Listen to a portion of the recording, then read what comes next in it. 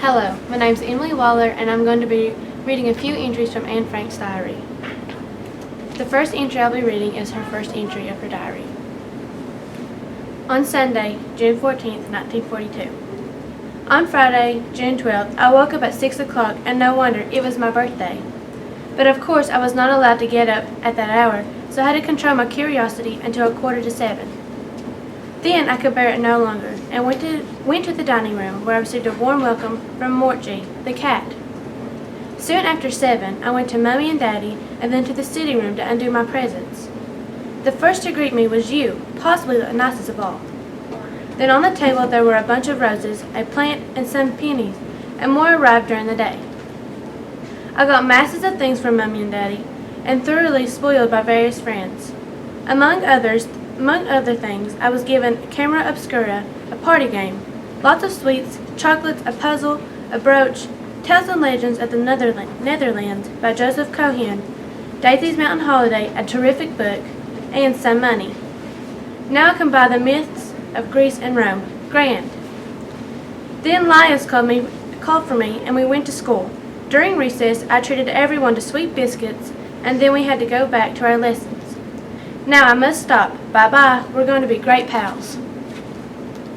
Someone was coming to fill them, but no one had warned us when the carpenter, or whatever you call him, was coming.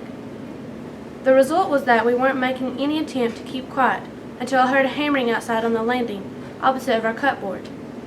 I thought of the carpenter at once and warned Ellie, who was having a meal with us, that she shouldn't go downstairs. Daddy and I posted ourselves at the door as to hear when the man left. After he'd been working for a quarter of an hour, he laid his hammer and tools down on top of our cupboard, as we thought, and knocked at our door. We turned absolutely white. Perhaps he had heard something after all and wanted to investigate our secret den. It seemed like it. The knocking, pulling, pushing, and wrenching went on. I nearly fainted at the thought that this utter stranger might discover our beautiful secret hiding place. And just as I thought my last hour was at hand, I heard Mr.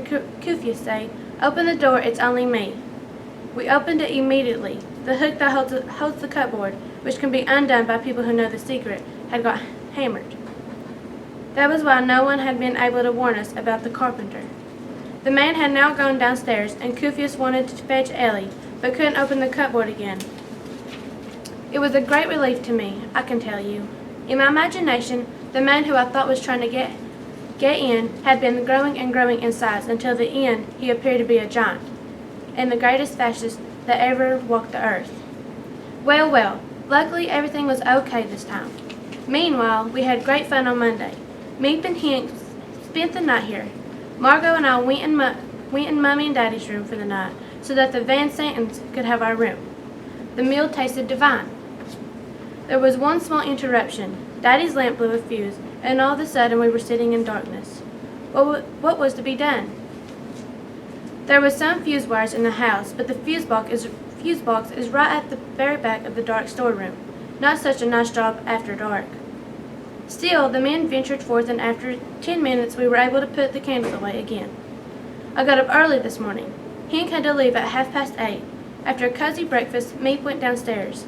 It was pouring, and she was glad not to have to cycle the office. Next week, Ellie is coming to stay the night. Yours, Anne. The third entry I'll be reading. Saturday, November 7th, 1942. Dear Kitty, Mummy is frightfully irritable, and that always seems to herald unpleasantness for me. It is just chance that Daddy and Mummy never rebuke Margot, and that they always drop on me for everything.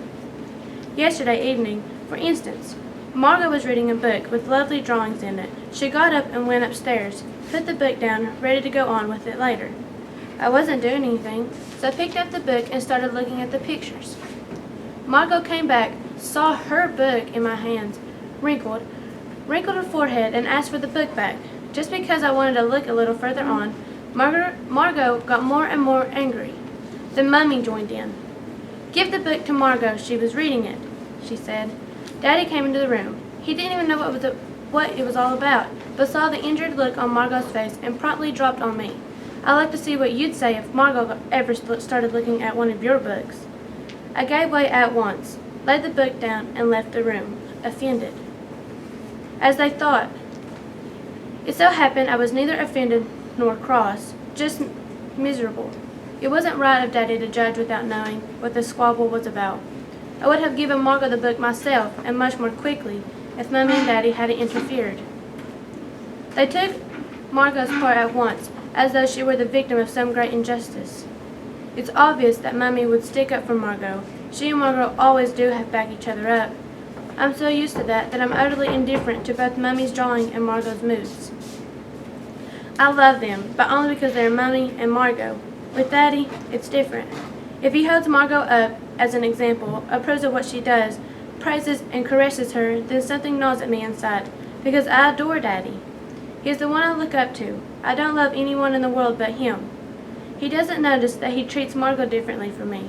Now Margot is just the prettiest, sweetest, most beautiful girl in the world. But all the same, I feel I have some right to be taken seriously too. I've always been the dunce, the ne'er-do-well of the family. I've always had to pay double for my deeds, first with the scolding and then again because of the way my feelings are hurt.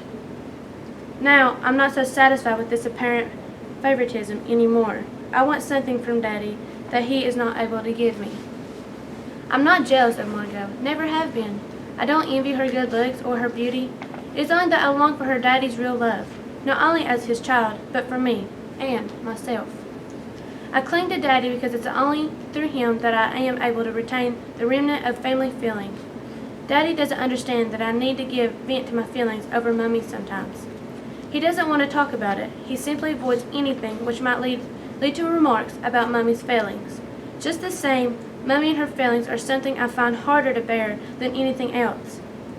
I don't know how to keep it all to myself. I can't always be drawing attention to her untidiness or her sarcasm and her lack of sweetness. Neither can I believe that I'm always in the wrong. We're exact opposites in everything, so naturally we are bound to run up against each other.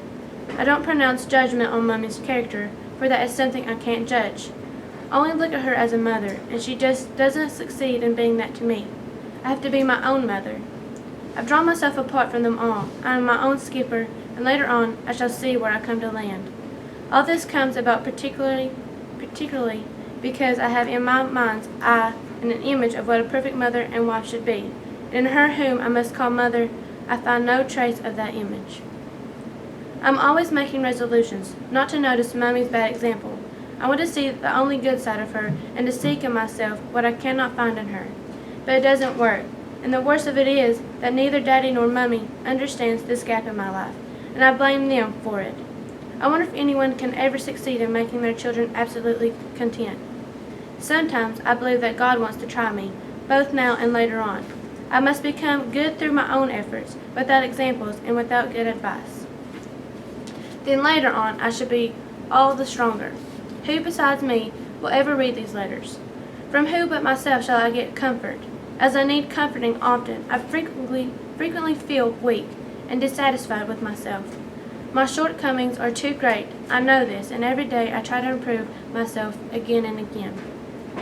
My treatment varies so much. One day Anne is so sensible and is allowed to know everything. The next day I hear that Anne is just a silly little goat who doesn't know anything at all, imagines that she's learned a wonderful lot from books. I'm not a baby or a spoiled darling anymore, to be laughed at whatever she does.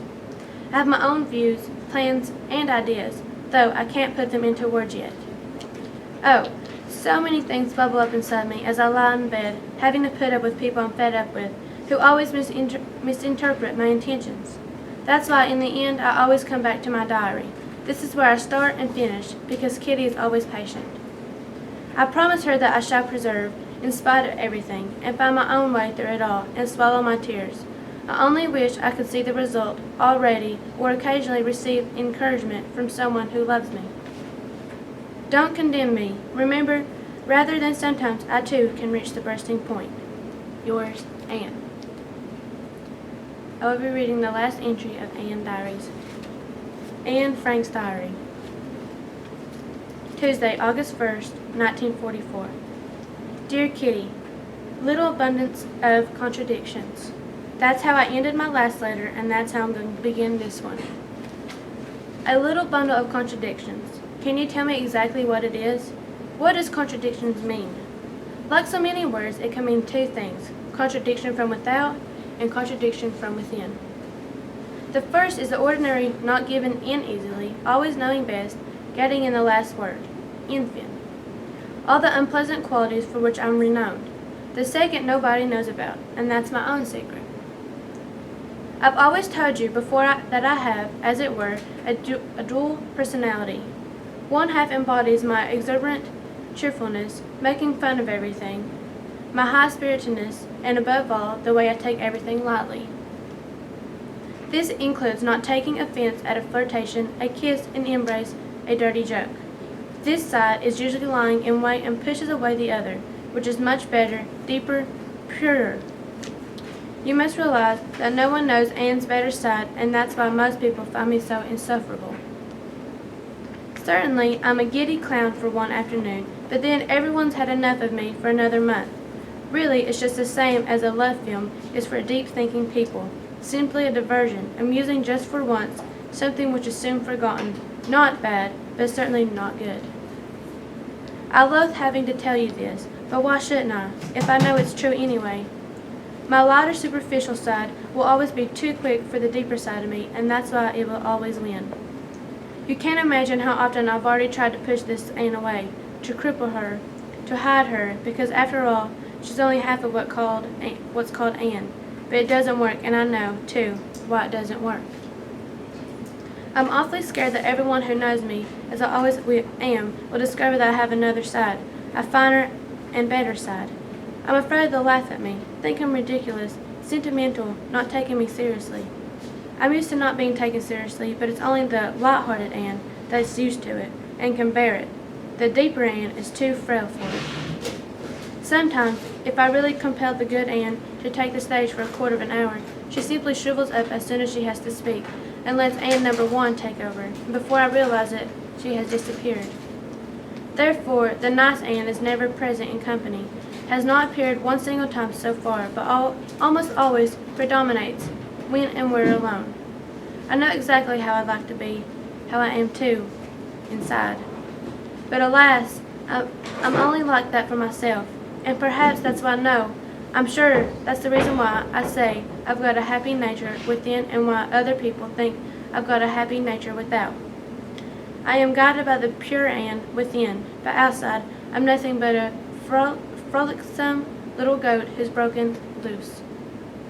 As I've already said, I've never uttered my real feelings about anything, and that's how I've acquired the name of chaser after boys, flirt, know-all, reader of love stories. The cheerful Anne laughs about it, gives cheeky answers, shrugs her shoulders indifferently, behaves as if she doesn't care, but, oh dearie me, the quiet Anne's reactions are just the opposite. If I'm to be quite honest, then I must admit that it does hurt me, that I tried terribly hard to change myself, but that I'm always fighting against the more powerful enemy. A voice sobs within me. There you are. That's what's become of you. You are uncharitable. You look supercilious and peevish. People dislike you, and all because you won't listen to the advice given you by your own better half. Oh, I would like to listen, but it doesn't work. If I'm quiet and serious, everyone thinks it's new comedy, and then I have to get out of it by turning into a joke. Not to mention my own family, who are sure to think I'm ill, makes me swallow pills for headaches and nerves, feel my neck and my head to see whether I'm running a temperature, as if I'm constipated, and criticized for me being in a bad mood. I can't keep that up. If I'm watched to the extent, I start by getting snappy, then unhappy, and finally I twist my heart around again, so that the bad is on the outside and the good is on the inside, and keep on trying to find a way of becoming what I would like to be, and what I could be, if there weren't any other people living in this world. Yours, Anne.